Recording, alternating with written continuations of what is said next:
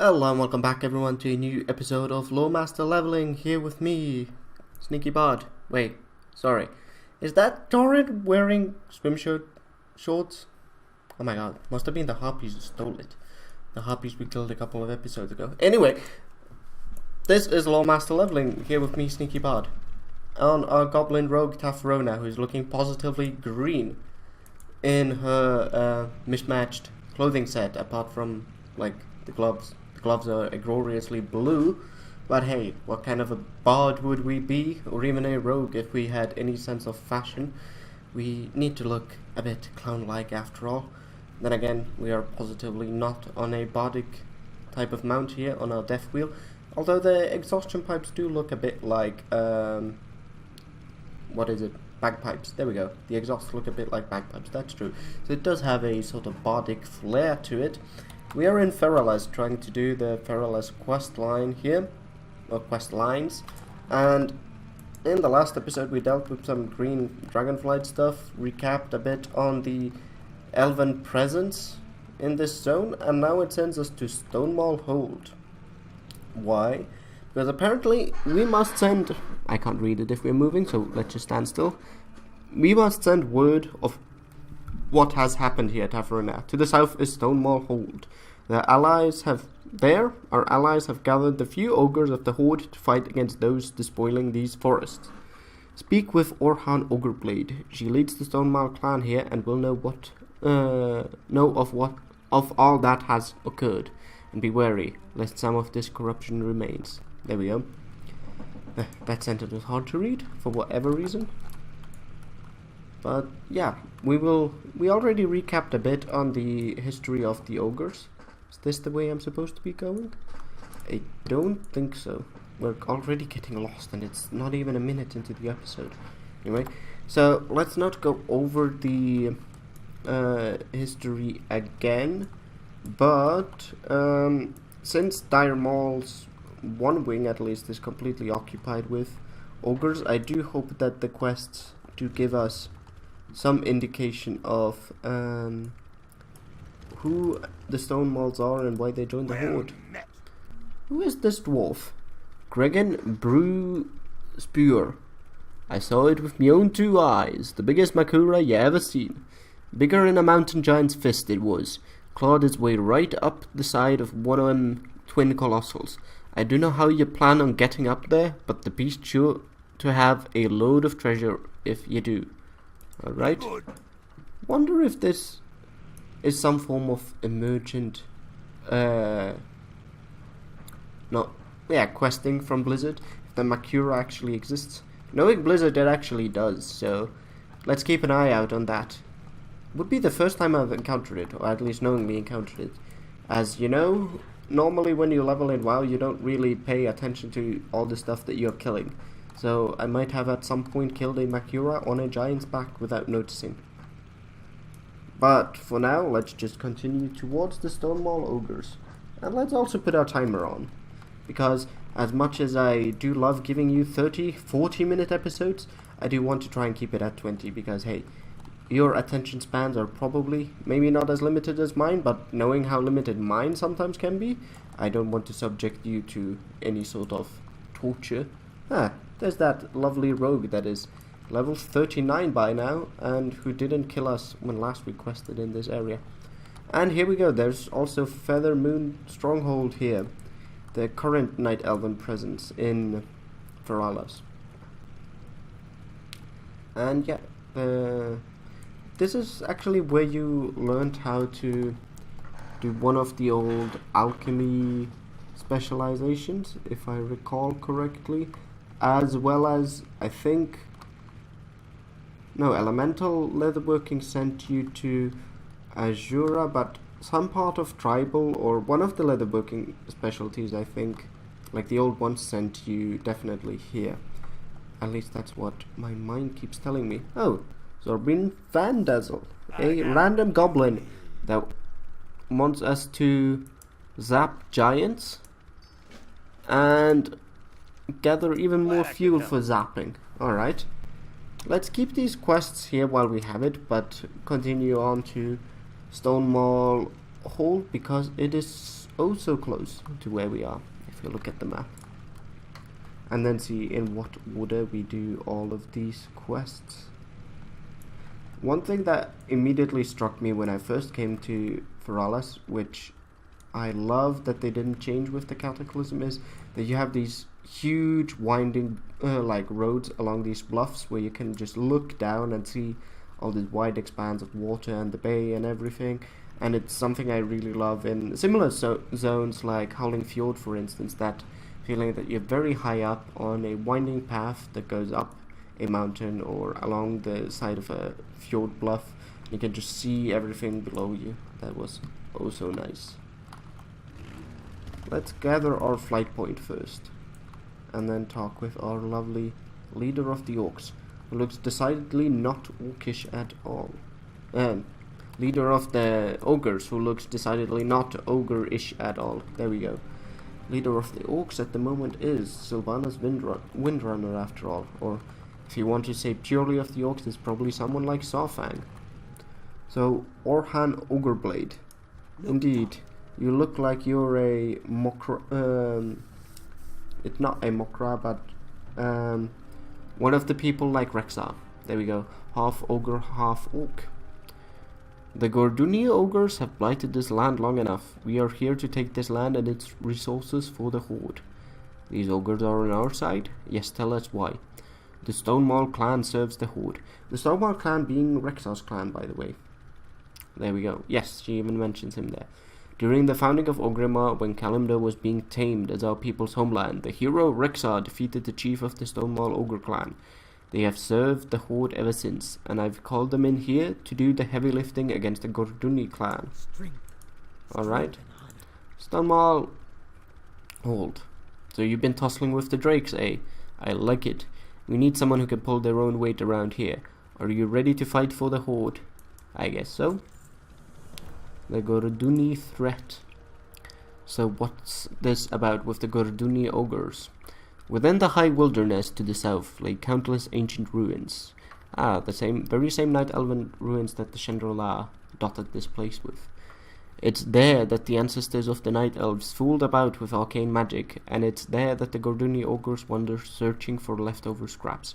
Probably should just read the quest text, since it's going to say whatever I was going to say before I continued reading anyway. You'll notice the forest is completely destroyed in that area. The ogres leave only useless muck in their wake, depriving the Horde of valuable resources. Go and slay the Gordunni there, Tafruna. Secure the area for the Horde, and only for the Horde. Alright? I can feel myself some American thinking going there. We need resources, and you're definitely not using them wise enough, so we are going to invade you. Oh dear.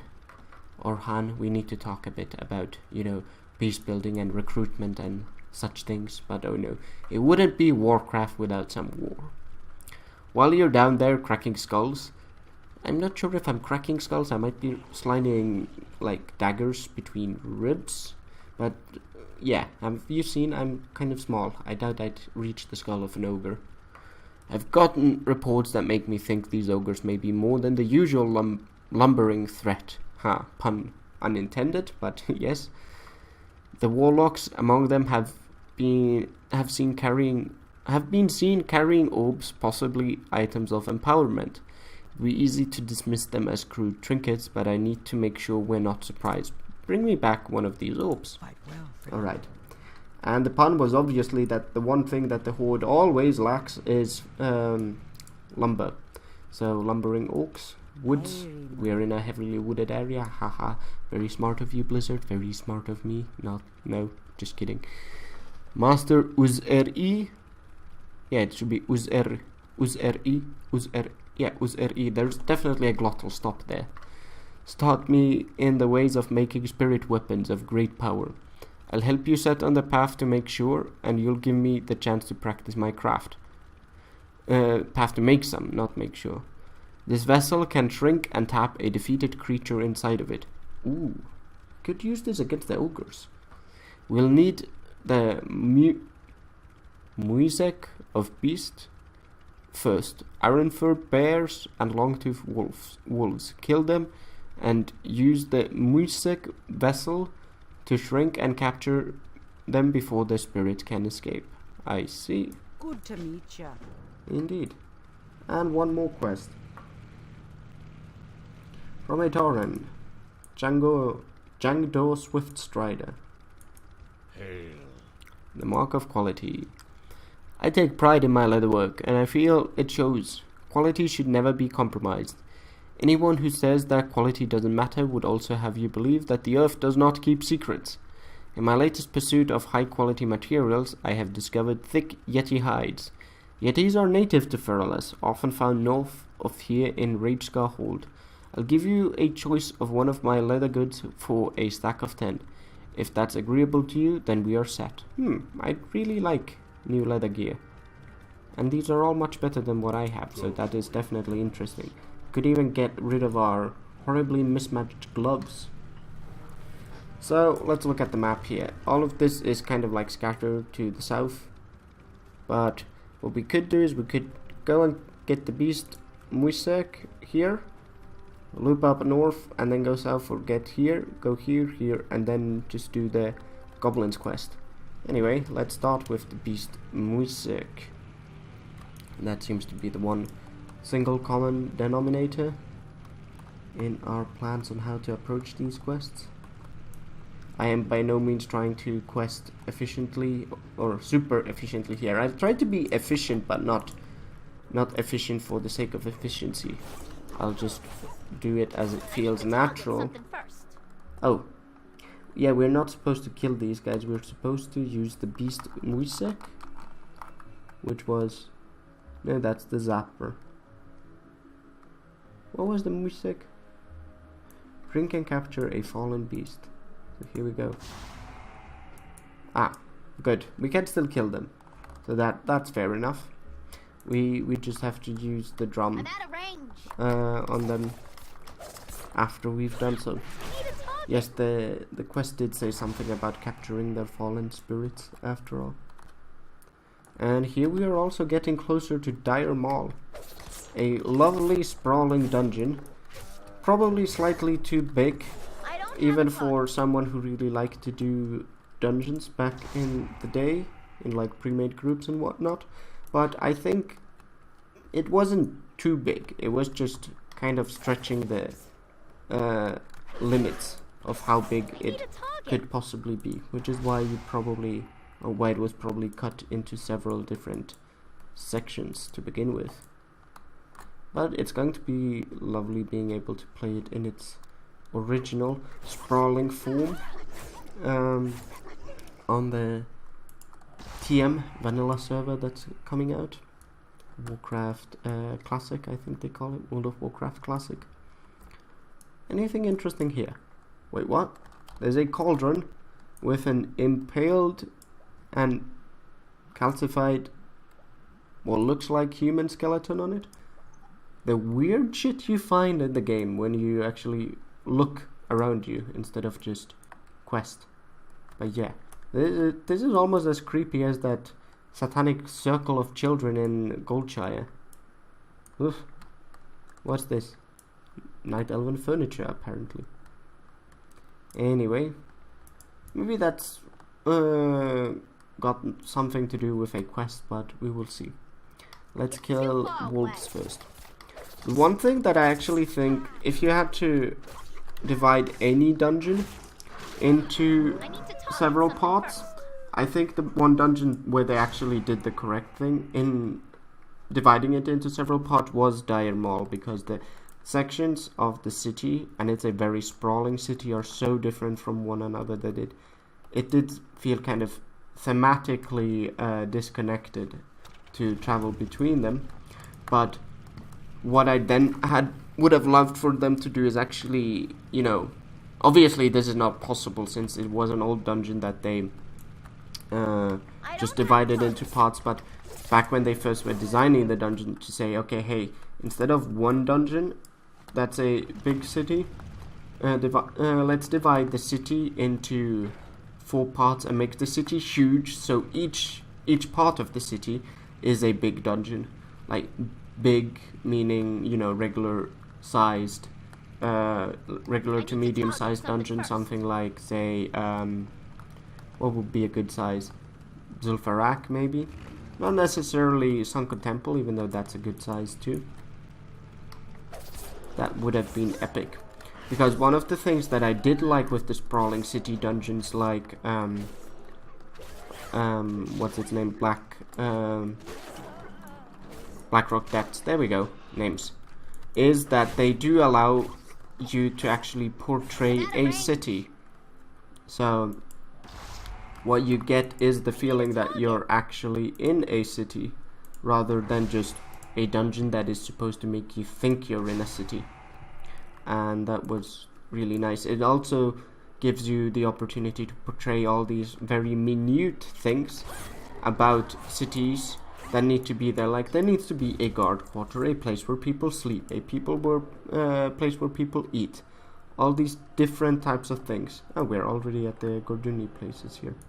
Let's go find us another beast. So all these things that you know are part of a real city and just contribute to immersion could be part of, or were actually designed to be part of, something like Blackrock Depths, because they had in their idea that this is going to be a real city you travel in, and it was just awesome.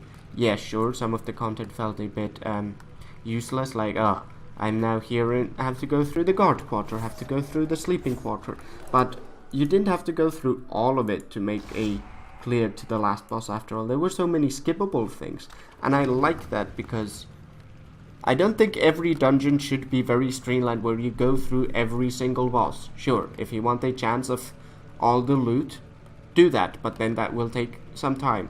But not every player that went through those dungeons wanted everything, or not every group had people that wanted things from every single boss. So actually having these optional bosses there made it so that the dungeon experience could be slightly different every time you played it, because sometimes you did go into the common quarter and kill people, sometimes you did the bank heist in Blackrock Depths, sometimes you didn't. So it kind of also allowed for people to do the same content over and over, but because it was always slightly different, it felt always a bit fresh. Obviously, it's always better to have new content instead of slightly different old content, but one of those things that keeps me, for instance, coming back to EU4 over and over again is the fact that every single game is just so different from the next one. I can just look at the map and see, like, wait, what? Iberian Wedding didn't happen? Or CK2, wait, what? Charlemagne's little brother formed Francia. All these things that are minute differences to the game that don't always happen help keep it fresh. Obviously, a dungeon experience like the old Blackrock Depths can't give you these types of like almost uncountable variations in gameplay, but it can at least simulate some, and I did enjoy that. Not to say that it doesn't now. There's plenty of things that people skip in dungeons now, but I feel it's a shame when some of the things that people skip in dungeons are they skip stuff in dungeons when the dungeon itself is so small anyway, and that is something I personally don't like, but I mean, to each their own. Like, I will not necessarily join people who do the middle bit, I don't even remember what it's called, of Blackrock Depths, where they just jump down the, like, take the mole machine, jump down to the fire elemental boss, and then just pull train everything to the last boss and basically clear the dungeon in 5 minutes. That's I think that's a really creative and neat trick to level in that dungeon super quickly. It just doesn't it doesn't suit me necessarily, and I mean, I'd like these types of tricks to still exist, but also to keep the dungeons sprawling for those of us who want to do a bit of longer dungeon runs, which I think Blizzard has actually done quite a good job with. I mean, I don't think the Legion dungeons are that large, but with the introduction of Raid Finder, one of the things that it did give people was this idea that they could fairly easily, without much what would you say, like, not resistance, but without much effort, there we go, do these large sprawling type adventurous dungeon experiences. Yes, you did hear it right, I actually did praise Raidfinder for something. So I do like it for that, especially since I do use it for that now as well. Well, I did do normal of Tomb of Sargeras, yeah, with the guild a couple of weeks ago. That was fun. Very different though, because I had no clue of the tactics. Even though they were graciously explained to me, I always need a bit more time to figure out how those tactics specifically apply to my class that I'm playing. I was thinking, what is sleeping here? Those were some really big Z's from the Gordunni shaman. Anyway, we have killed all our shamans. We decided inadvertently to go south here and do the Ruins of Isildian quests, and now we will go and do our Yetis. We probably can't go as planned here, because that would take us through Dire Maul.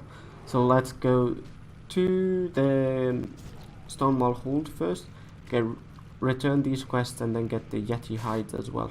Oh my dear god, I did pull quite a few guys here. Our health is even dropping to the 50% mark. But I doubt we should die. Even though we've managed to die from time to time. Like, how many deaths do we have in total? Let's see, how many times did we fail? Statistics, total deaths, oof, 13. Oh dear. Oh dear, that's an alliance base. Yes? Ah, Chandra, guys. Yes, this is indeed an alliance base. Good to know. But yes, we have managed to die 13 times. And we did only want to die once every 3 levels, I think it was. So we're not allowed to die anymore. Okay. Here we go. Okay, we're on the right track, I think. Good. We shouldn't be getting lost yet. Shouldn't say that though, because now I probably find a way to get lost. But then we will just have fun trying to find our way back to the base. Well, now it's pretty much obvious that I will not get lost because I can see the base there. But we will probably get lost trying to find the Yetis, because that looks like a tricky quest to find. We will have to find a cave somewhere in those mountains. But if I remember correctly, there's like a winding path that takes us there, and Yetis all along it. So once we see Yetis, we know we're probably very well placed on the right track. Ah, Rulers of Dire Maul. That we are on the right track, not well placed. What am I saying? Stuff happens. I think and speak without thinking. Yeah, common problem, I hear. Alright, now that we've put the hurt on them at the ruins, it's time to attack the ogres in their own territory. The Gordok are the upper class of the Gordunni clan, chosen to defend Dire Maul. They'll know we mean business once we start taking out their strongest members. Oh, that is apparently my alarm. So, we need to kill Gordok and forces. Let's return these quests and then call it an episode. I'll just take these and we can go through the quests in the next episode. As always, thank you so much for watching. I do hope you're enjoying this episode and the series in general. If you do, then do leave me a like and a subscribe, and I will see you in the next one while I try and look for where exactly this quest is supposed to be turned in. Probably up here. Anyway, as I said in the last episode, I do hope you have or will have had a Merry Christmas by the time you see this, and a Happy New Year. So I'll see you in the next episode. Bye bye.